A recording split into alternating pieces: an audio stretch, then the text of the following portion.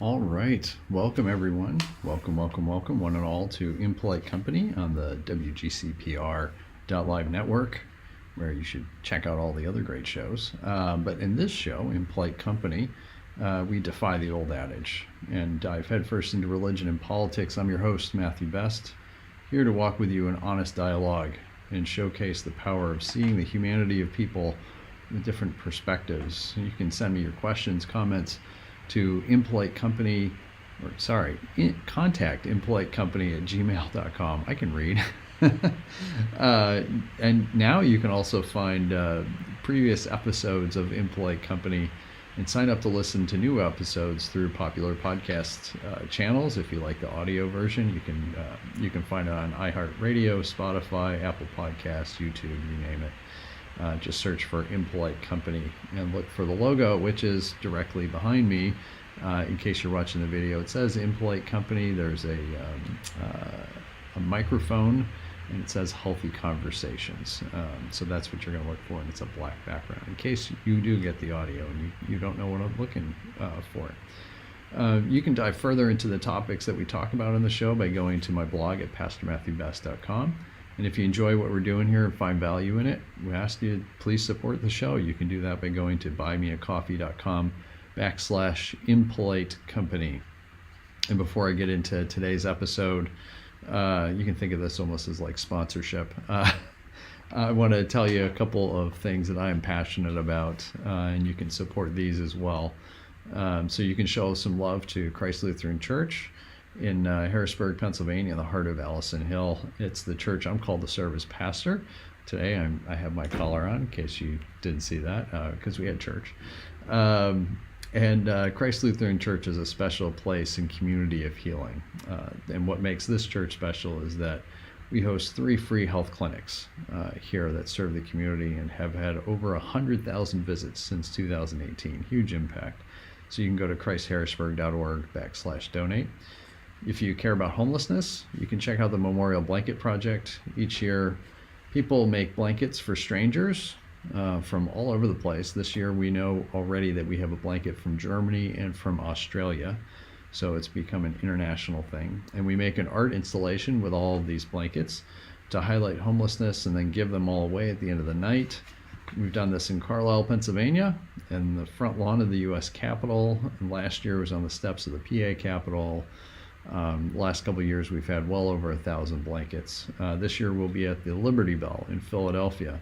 And so if you want to learn more, you want to help, you can go to memorialblanket.org. Still need blankets, still need supplies for blankets, so you can help out. And lastly, if you're looking for a tool to help with conversations on the difficult topic of gun violence, while seeing the humanity in others, which is what we do here at Impolite Company, check out American Roulette. It's a unique novel which highlights the humanity of the victims, the community, and even the perpetrator, while offering no solutions, just conversation. All proceeds of the book don't go to the authors. I'm one of the authors. They go to organizations that address gun violence, because we care about trying to change the conversation so that, again, it's a focus on the humanity. All the links will be included in the video version of this, and appreciate any help. Again, if you got questions, you can reach me by email at contactimpolitecompany@gmail.com. Today, I am again by myself, but I wanted to do something a little bit different again. Today we're going to have a discussion, or rather a monologue, on a topic that's near and dear to my heart, and hopefully I think it's also kind of, probably at least half of it is something that I'm sure you're thinking about, and it's about religion and politics. And so, we're 1 month from Election Day in November, and at this point it's October 6th when this is being recorded, less than a month until Election Day. So I wanted to talk about what religion and politics are really about. There's, I'm sure you've been watching or seeing, it's kind of hard to avoid, especially politics in these days. Of, you just turn on any device and you're going to get hit with ads I mean, just like crazy amount of ads. There's people that don't, the undecided voter and everything. And in one sense, I'm like, okay, whatever. I'm not sure how you can be undecided, but that's also because I'm a little bit different, and I love to pay attention to these things. But I know that's not everybody's cup of tea. So I want to talk about today what are politics and religion. Politics is not just policies, laws, court decisions, regulations, party platforms. It's not just issues like economics or crime or immigration, abortion, et cetera, et cetera, et cetera. Politics is not just politicians and rallies and campaigns and yard signs and who's bringing in more money and debates and all that type of stuff, right? And I would say the same thing. Religion isn't just rituals and rites, theology and creeds, buildings and statements about whatever the topics are. Those are all important, and those are all a part of both religion and politics. I don't want to dismiss that, right? But if that's all religion and politics are, then we're, number one, kind of wasting our time. And number two, we're missing some significant things. And that's what I want to talk about today. When politics and religion remain just these things that I have mentioned, right? The policies and laws and campaigning and platforms and the rules and rights and the creeds and all that stuff. Again, those are important things. But when religion and politics, if that's all we see with religion and politics, then the problem is those things stay impersonal and disembodied, if you want to use more of a theological term, disembodied, detached, in a way dehumanized, right? Because if you think about what religion and politics are, if it doesn't involve people, then what? Number one, people are talking about them, and the decisions and what those beliefs are have an impact on people, real people. And so, especially when we disembody religion and politics, when we pull those away from the humanity, from recognizing that these have an effect on real people, this is why I think we continue to fight over politics and religion, rather than focusing on something that not necessarily brings us together, but offers hope and offers a path forward. Politics isn't just what you claim to believe, but also how you live it. And that's true of religion as well, right? Your actions, in a way, project your true beliefs. And of course, again, the same goes with religion. Religion and politics ultimately come down to a form of identity. They help us define who we are, especially in relation to others, to the rest of the world, to if we believe in a higher power, you name it, right? It's a way of forming an identity.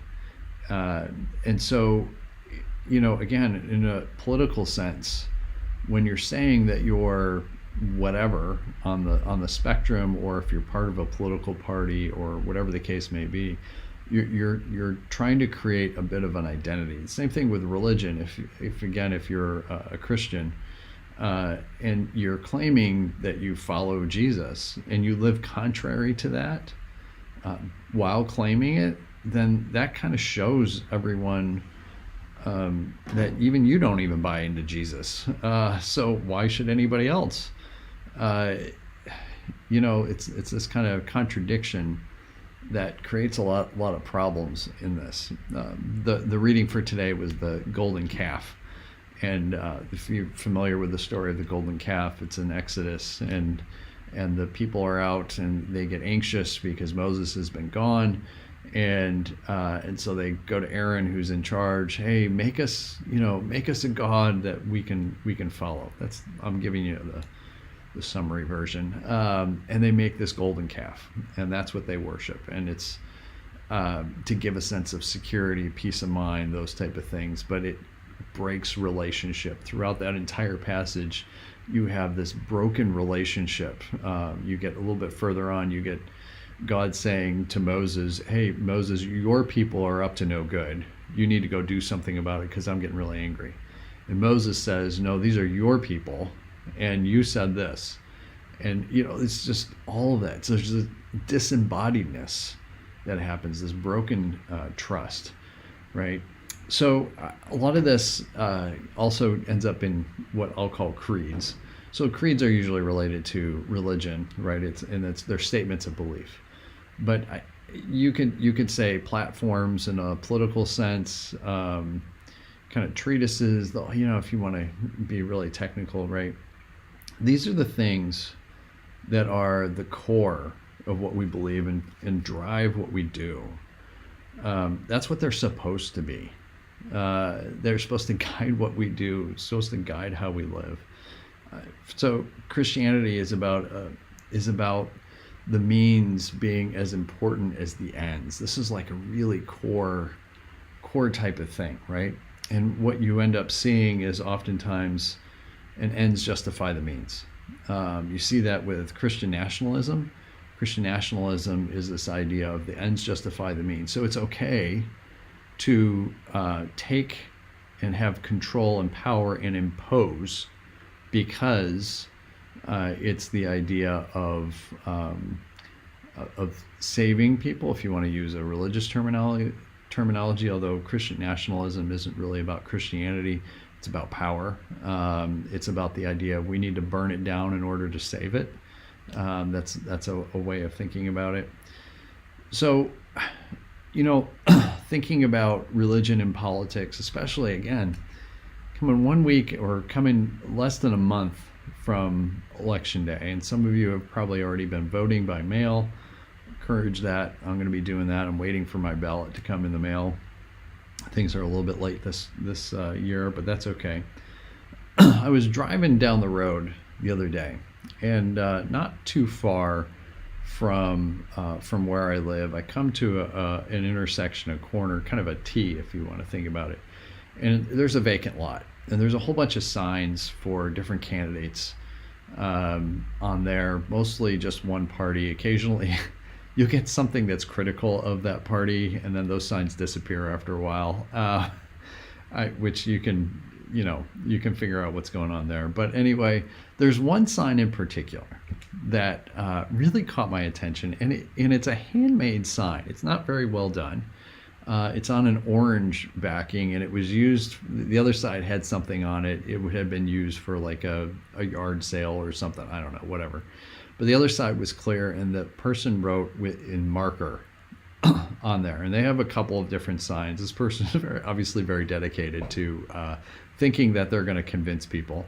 And on this sign, it says, vote with your wallet.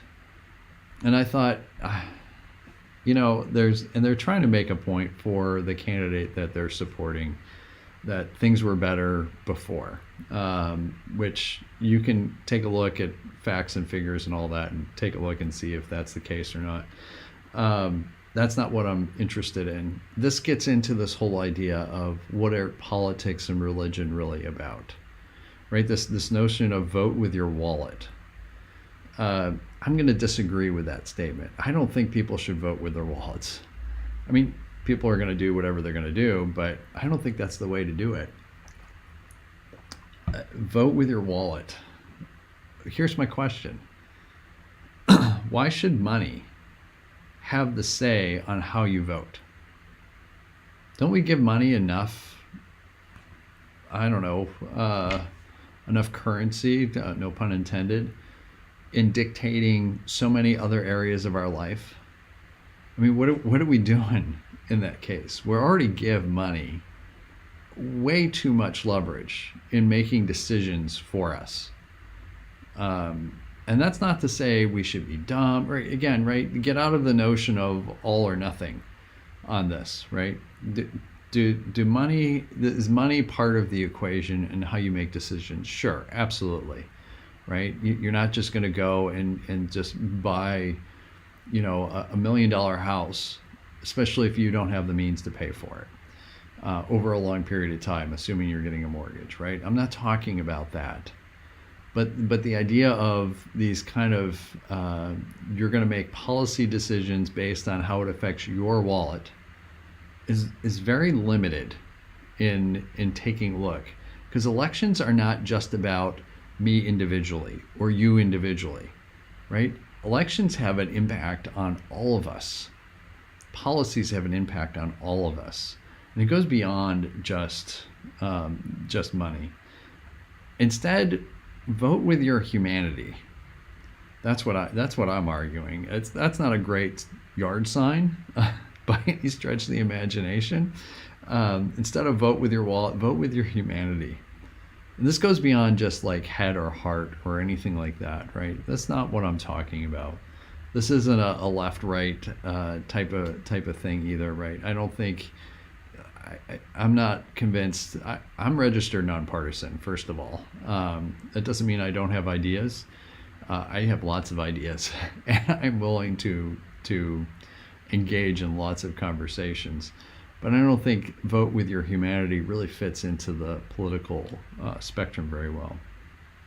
So I would say vote with your loved ones in mind. How are things going to impact them?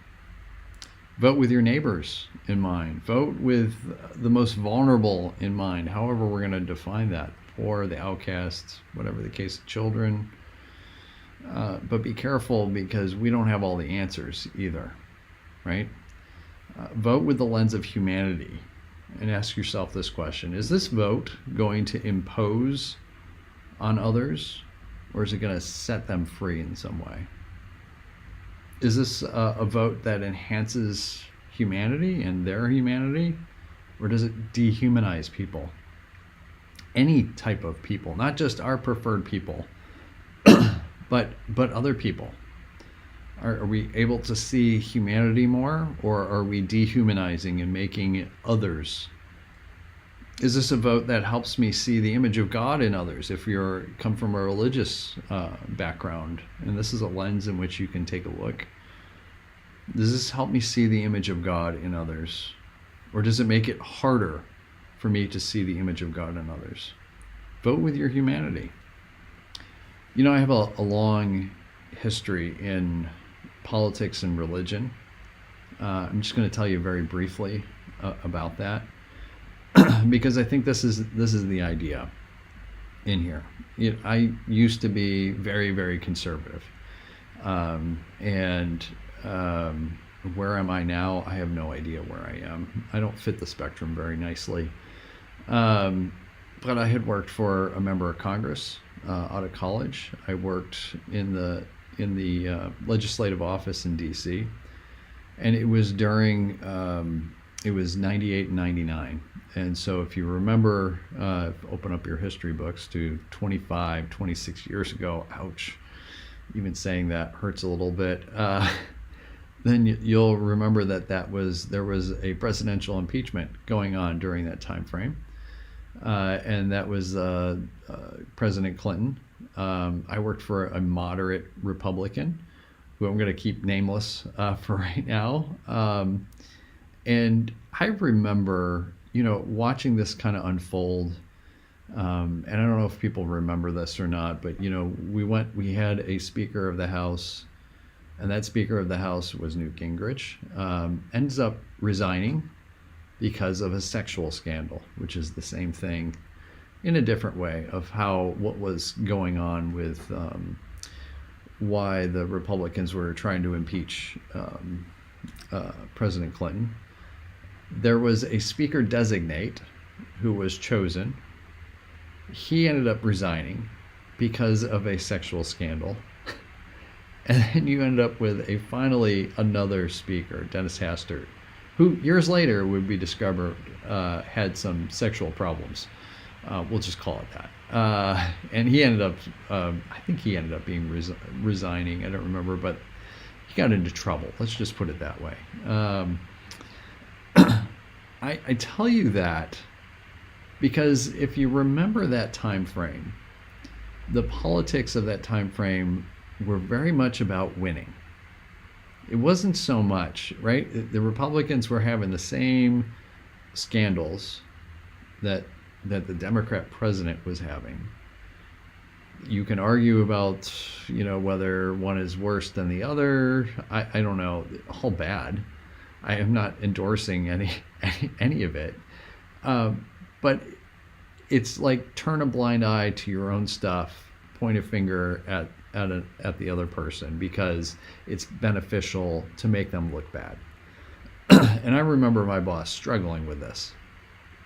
It ended up being he was one of 8 that voted for only one article of impeachment because he wasn't going to be the only Republican who voted for none. But I remember just kind of watching that. 22, 23 years old, fresh out of college, getting a real lesson into what politics and religion, what politics is really like. That there was a whole lot of it's about power. And that's one way of looking at politics. It's a destructive way of looking at politics. It's not one that is beneficial to all of society. It's not one that is helpful to a whole lot of people. It's a way of taking a look at things, but it's a wrong focus. It's not a long-term focus on things. I think there's a better way when we're thinking about religion and politics. And I'm putting the two together because really religion and politics are the same thing.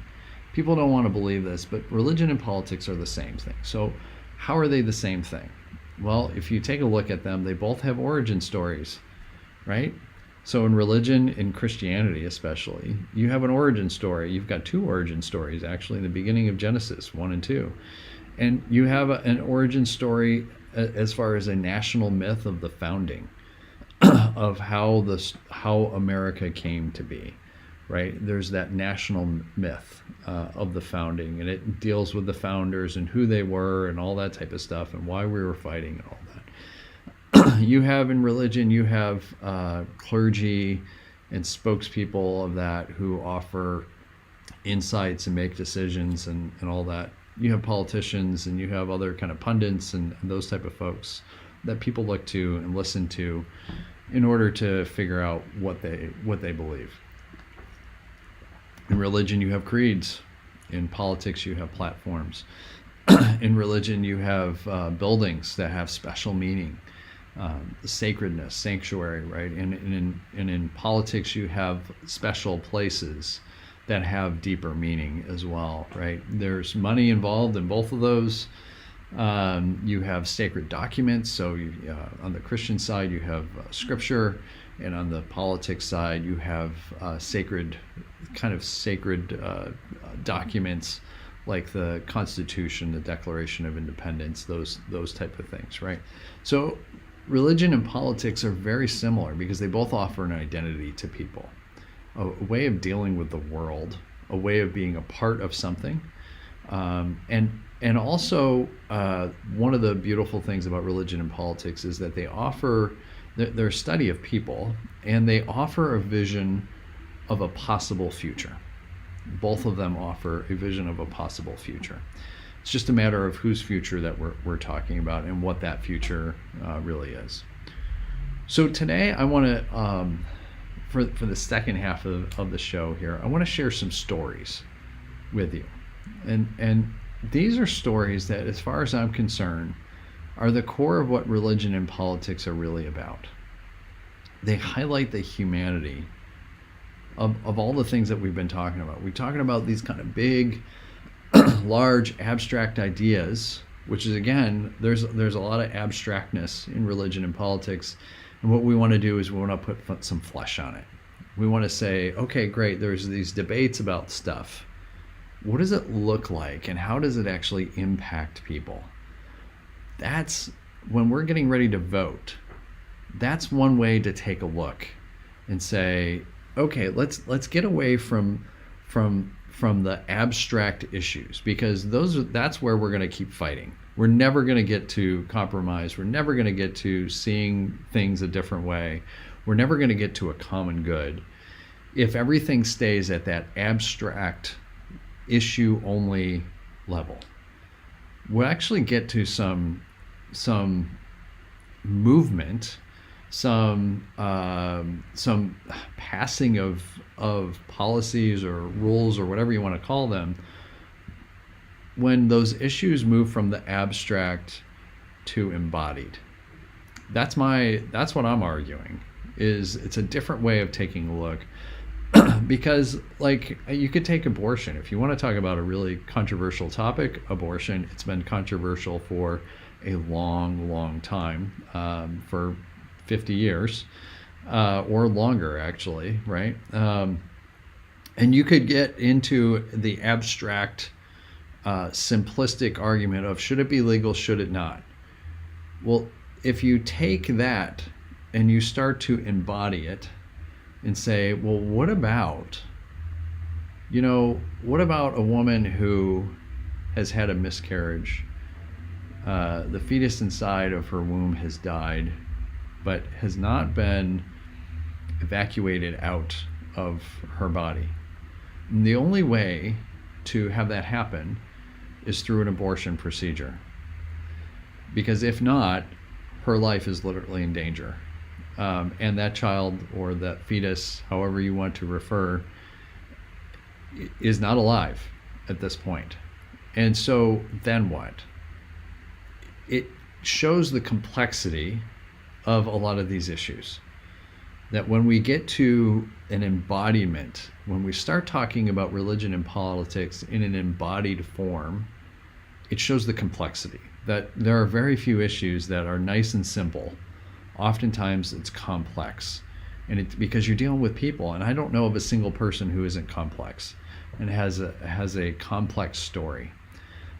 So the first person I want to tell you about is, his name is Michael, and he's somebody that I knew, oh boy, I first started, probably met Michael, I think in 2009 or 2010, I don't remember exactly.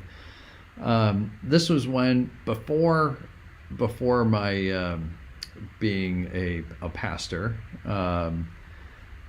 I had worked at a food pantry in Carlisle. It's Project Share, and this is where I had met Michael.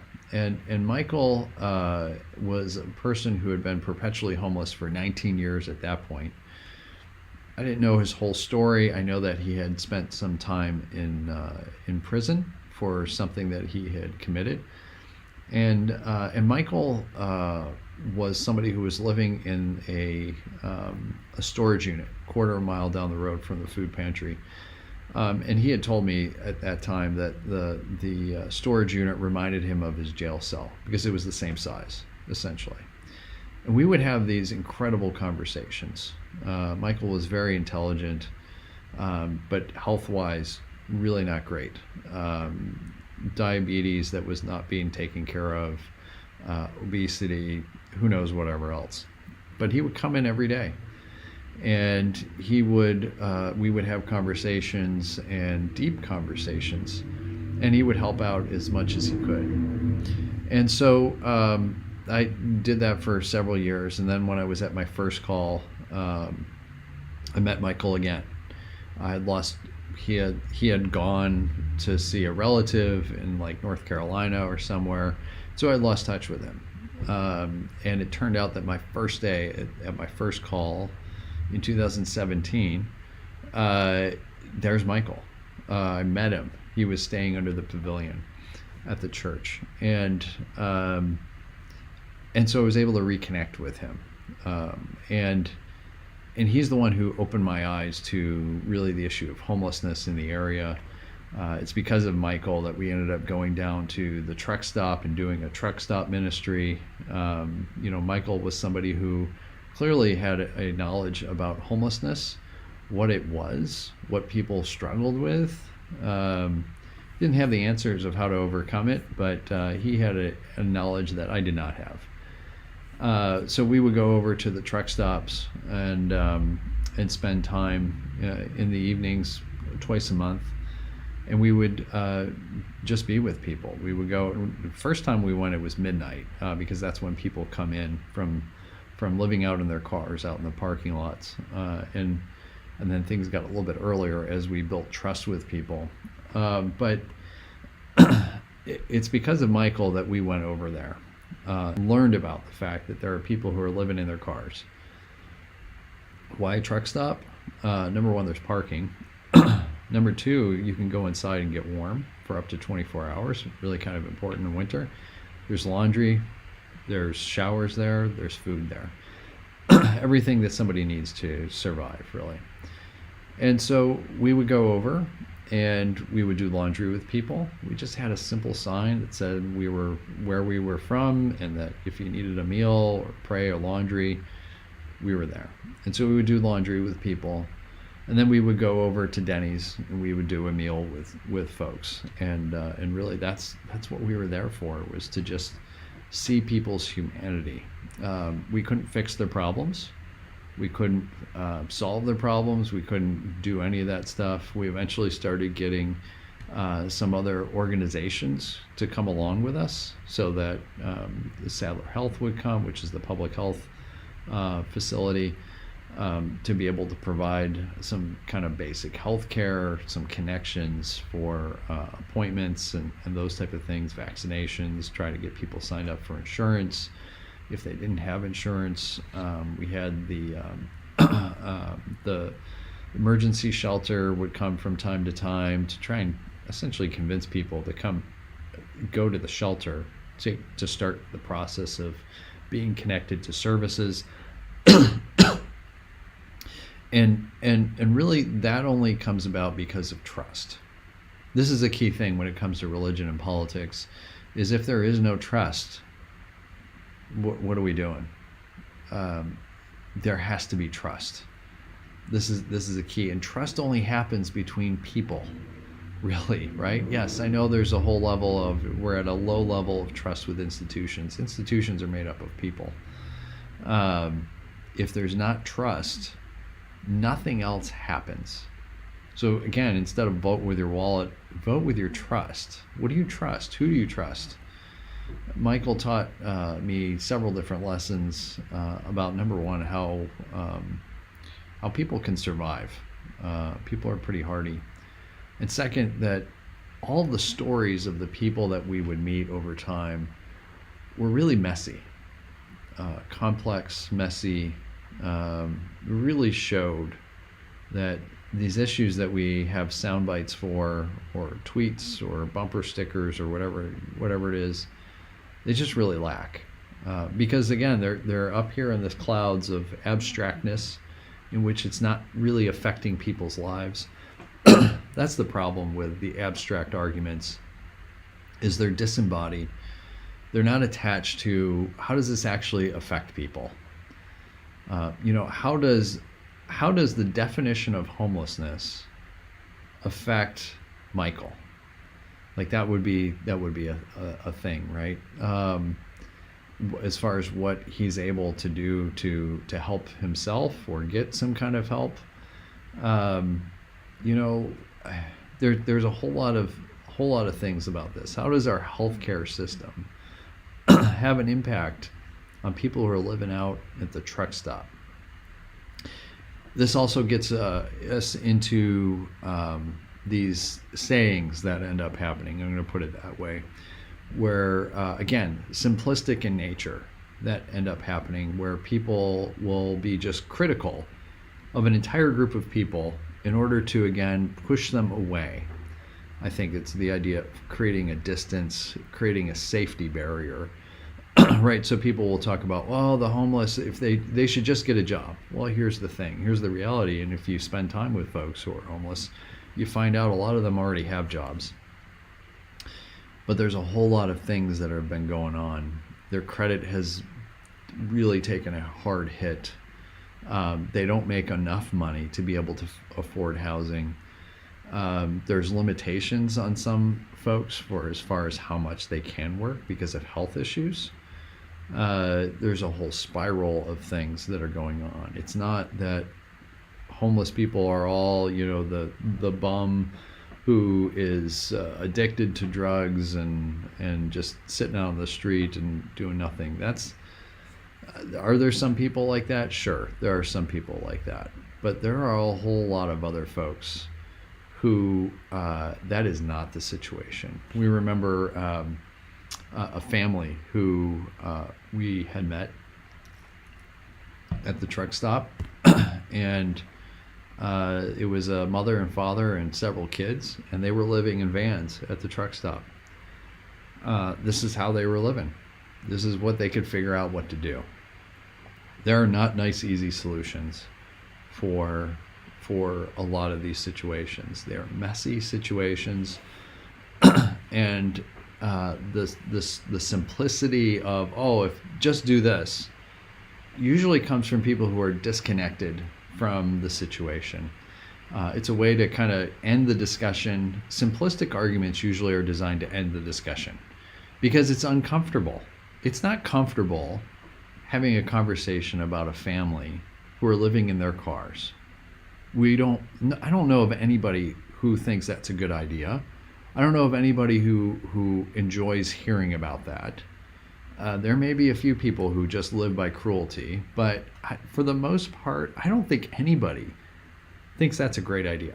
I don't think anybody wants to hear or even think about the fact that there are families living in their cars with children in parking lots of truck stops. I don't think anybody does. And so we have to deal with, okay, now what? Right? And this is where our politics and our religion come into play. Are we thinking about these things in terms of simplistic ideas and solutions? Because if we're doing that, we're not really dealing with the situation. We're not thinking critically about it. We're not diving in and finding out, well, why did somebody end up like this? And what do we need to do to prevent someone from doing this? And how do we pull someone out of this? Instead, it's to create a bit of a barrier so that we don't have to think about it because it's uncomfortable. No one wants to think about kids sleeping in cars. But we need to do that. And our politics and our religion should address those things, not create a barrier so that we can be comfortable, so we don't have to deal with uncomfortable things. That's what I'm talking about when I'm talking about what is religion and politics really about. And it's about humanity. It's about these messy things that we'd rather not deal with. The politics and religion have a corporate or a communal aspect to them. And that is on purpose. It's not just me individual and how does this affect me? And how does this benefit me? It's how does this impact the common good, the larger community, whatever community that we're talking about, whether it's a local municipality or a state or the nation, or if you want to go wider than that, the world. I'm a part of all of these, right? And so is everyone else. And so our politics and our religion have to have a thought process around how does this impact a lot of people? How is this actually helping? Politics is supposed to be about helping, making it easier to live is really the idea. How are we helping people to live? How are we helping people to thrive? How are we helping people to move past just survival to something more is the idea. How are we doing that? Our politics should not be the idea of just, well, let's create some rules and all that, and as long as it doesn't impact me, I don't care. Oof, ouch. That's extremely selfish, for one thing. Politics isn't supposed to be selfish, right? It's supposed to be thinking about not only yourself, but about others as well. Religion is the same type of thing. How does this impact me? How does this impact others as well?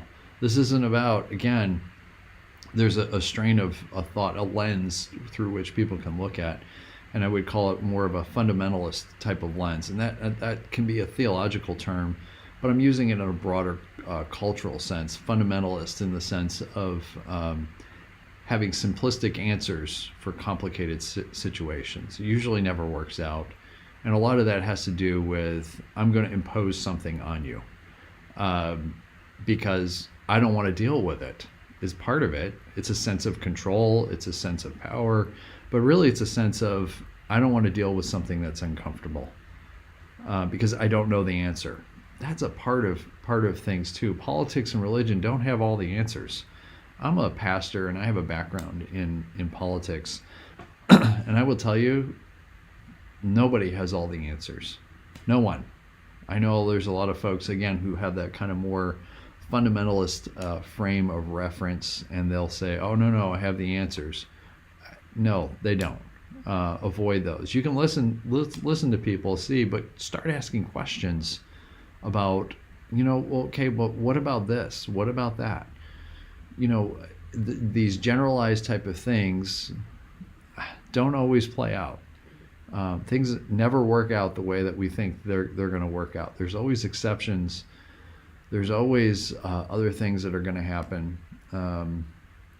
So let me tell you a couple more stories as well in the time that we have here. So I want to tell you about Ron. Ron was an individual who also met at the truck stop, and he was homeless. He was living in his car, and Ron would come to the truck stop, and we figured this out pretty quickly, but he had this continuous thing that we tried the first time he had told us about this. We tried telling him it was a scam. That he had met this woman online. He was going to go down to Florida. He showed us pictures, absolutely beautiful, and she had this beautiful child. And and he was gonna he already sent her a little bit of money, and he's supposed to go down and meet her and all this type of stuff. Clearly, it's a scam. And Ron did not want to hear that it was a scam. And eventually, what we did is we figured out why, because this gave Ron hope. Ron's life was not easy.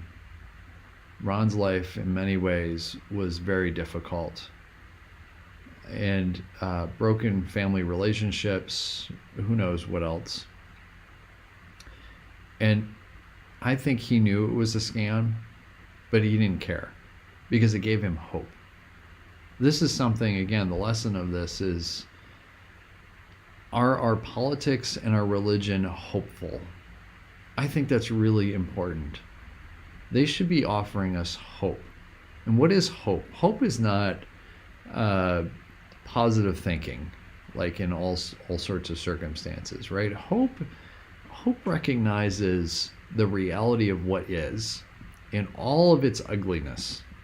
Hope is recognizing that, oh yeah, there is homelessness, there is poverty, there is disease, there is whatever the case may be.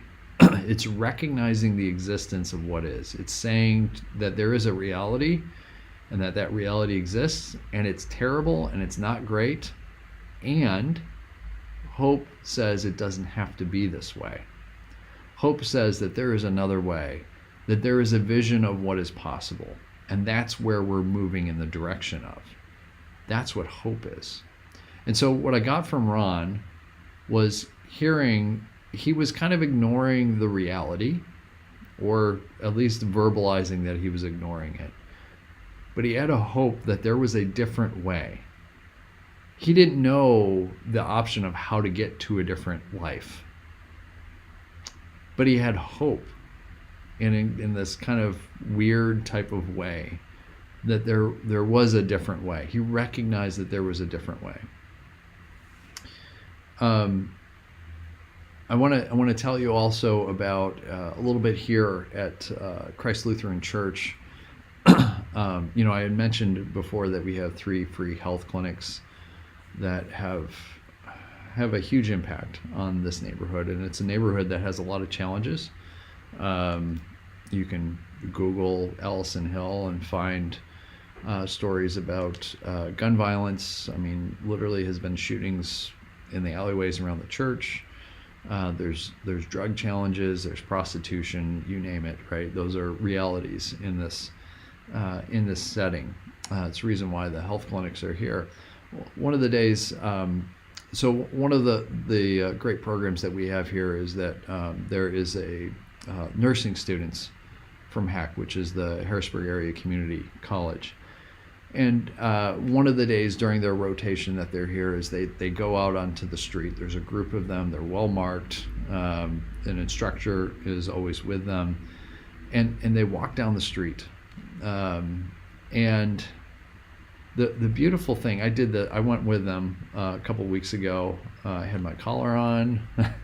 And I walked with them because I wanted to see what it was like. And as they're walking down the street, they just stop and they talk to people, and they're always asking them, can I take your blood pressure? Can I do a blood sugar test? Get a little blood off of your finger, that type of thing, and do a blood sugar test. They stop and they talk to anybody. And there were these two gentlemen who were sitting just like on the sidewalk. They were sitting on one of the ledges, kind of looking kind of rough. They're in the neighborhood and they kind of have a demeanor of don't bother me, that type of thing. And here's these nurses who are maybe a quarter of the size of these gentlemen. And, they have a white shirt and with a red cross on it, says student, or I forgot, first aid, something of that nature. And they just go up and they just talk to these gentlemen who, again, have kind of the stern face. And what I saw over the course of this short interaction, they did some blood pressures. They had to figure out these guys were huge and they couldn't do the blood pressure cuff on the normal part, the upper part of the arm, because the guy's arm was so big. So they had to do it on the forearm. And that created some conversation and whatnot. What I saw was, because of the interaction of the students with these men, and this is not just these two guys, but I saw a softening of these guys who, they kind of come out and they have this facade of not harshness, but hardness. They've probably experienced a lot of things. We have no idea. I have no idea what their story is. Part of this is probably a protection. Part of it is a projection of whatever that they're trying to show. But in the course of this interaction, we saw these guys change their demeanor. They went from this kind of like very serious face and kind of a put-offness to one of us warmness. They had smiles on their faces. They were laughing with the students. They were telling stories and jokes. They were having a very good interaction. And the students were, I don't know if they even aware, but they were having this wonderful conversation with these two guys, not knowing a whole lot about them, not knowing their story, but they were offering care. They were offering concern. They saw their humanity. And that's what softened these guys. And every interaction that they had going down the street, whether it was people who were on the sidewalk or going into small businesses, whether it was a bodega or a little restaurant or whatever the case may be, or a barber shop. We even went into one of the barber shops. And people ended up being excited to see them. And to have these short little interactions with people who express care, with people who saw their humanity. You have no idea the power that creates in the sense of seeing the humanity of others. Think about that in terms of our religion and our politics, especially when we're talking about policies that deal with other people, which is a lot of them, right?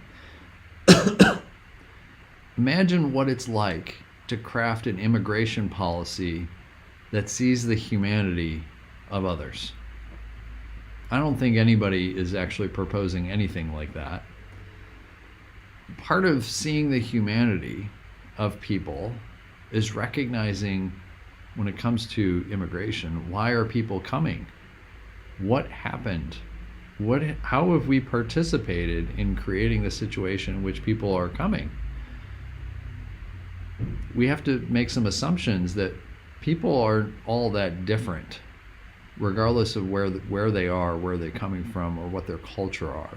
Yes, there are differences, but people are going to leave a dangerous place and go somewhere safer. That's a pretty human thing, I would say. Where are we seeing the humanity? This is, again, taking an issue from the abstract and putting it down into an embodied form. How is this helping us to see the humanity? Nursing students going down the street, doing blood pressures and blood sugar tests, those are important things.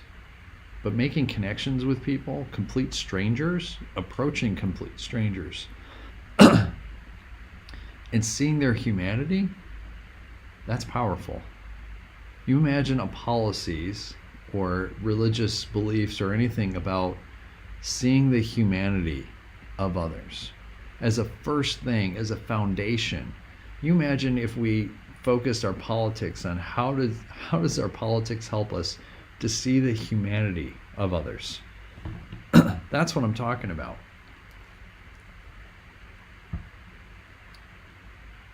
I want to tell you one more story before I close. And this is a story of a young woman who had come into the clinic and looked around, and she got some food out of the refrigerator that was there and left. Before she left, the nurses asked her, "Is there something I can help you with?" And she just looked scared. She looked around and she said no, and she left. She came back a couple days later and came in and went up to one of the nurses and said, I'm ready. I need help. It turned out that she was a young woman who was being trafficked. And so one of the nurses sat her down and just let her talk. One of the nursing students came over as well and was able to give her some food. They were down on her level, and she just shared about what had been going on, that she had been trafficked, was continuing to be, had been raped. She had bruises, she had injuries, she had cigarette butt marks on her chest. She had been raped and discarded out of a vehicle, and that she was just done, not in great shape. And over the course of however long it took, the nurse and the nursing student spent time with her, listening very carefully, very attentively, showing empathy, showing care. And really what that's about is seeing her humanity. Her humanity had been taken away from her, or really the ability to see her own humanity had been taken away from her. That's what happens in trafficking. And the nurse and the nursing student reminded her of what being able to see her own humanity was really about, that she had value and that she had worth. That's another piece of politics and religion, that people have worth and they have value. And so are we trying to impose? Because if the idea is religion and politics are about imposing on people, which there is certainly a strain of thought of that, which I disagree with and think it's extremely harmful. This is, if that's what it is, we're not going to have long-term solutions, and you're not going to get everybody on board. Not that I think you're ever going to get everyone on board, but you're not concerned about the common good. In fact, you're not seeing the humanity of the consequences of what you're trying to impose. You're looking at your own benefit. How oftentimes this whole idea of trying to impose on others is about making ourselves feel better, is about making ourselves feel like we have control because we have our own control issues. This is kind of the history of those type of things. But if our politics and our religion help us to see our own humanity and the humanity of others, whether those are friends or even enemies, then we have a potential for moving the nation or congregation or whatever the case may be into a possibility of a possible future, right? That's what these things are about. When I think about religion and politics, that's what I'm thinking about. I'm thinking about Michael. I'm thinking about Jeff. I'm thinking about so many other people that I have met at the truck stop. I'm thinking about so many people who come through the doors of Christ Lutheran Church and the clinics. I'm thinking about people, family members. I'm thinking about colleagues in other places in the country, in other parts of the world. I'm thinking about friends in other places around the world. When I think about religion and politics, I'm trying to see the humanity. Is what I am advancing helping me to see the humanity, or is it blinding me from seeing the humanity in myself and in others? If I can see more of the humanity, then what I'm seeing is that things are really complex and that there aren't nice, easy solutions. There aren't nice, easy policy solutions that are going to solve all the problems or make things go away. Rather, they're going to deal with probably a small little bit, but it advances us just a little bit. It moves us in the direction of moving towards what that hope is, what a possible future is. And then you do something else that's going to move us towards that possible future, which is better for everyone, even the people that I don't like or are considered enemies. Because if we want what's best for everyone, and that includes our enemies, then it's going to look different. They're not going to be enemies. We still may not like them, but if it's better for them and for us, that changes things. So that's what religion and politics are when it really comes down to it. You have your own stories. I want to encourage you over this next month to be thinking about what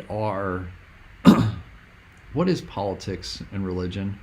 What are these things? And when you go and vote, whether you're doing it by mail or you're going in person, how do you embody? How do you move politics and religion from an abstract idea to an embodied? The only way I know how to do that is by actually recognizing people, individual people. I've told you a couple stories of individual people that really embody what politics and religion are for me. These are kind of, you may never have thought about religion and politics in the way that I've talked about, and that's okay. You have your own stories. You have your own people in your own lives from various places and various stages of your life. That's what religion and politics is about. It's about you and me, and it's about all of these other people. How is politics and religion serving humanity? We're not supposed to serve religion and politics. They're there to serve humanity and move us towards a possible future which is much better than what we have right now. So that's going to be the last word about this. I look forward, if you've got comments, please go ahead and put them, send them to me. If you want to send an email, contact impolitecompany@gmail.com, and or put it in the comment section if you're watching it on a video. Next time, we're getting closer to Election Day. Next time, October 20th, the show, I'm going to have the Reverend Kevin Stout, who is a colleague of mine, a Lutheran colleague of mine. We're going to take a look at both the Democrat and Republican Party platforms, and compare them to what Jesus says. So what did Jesus say, and how do these platforms match up with that? So you won't want to miss that. I appreciate you greatly, and I hope you have a great day.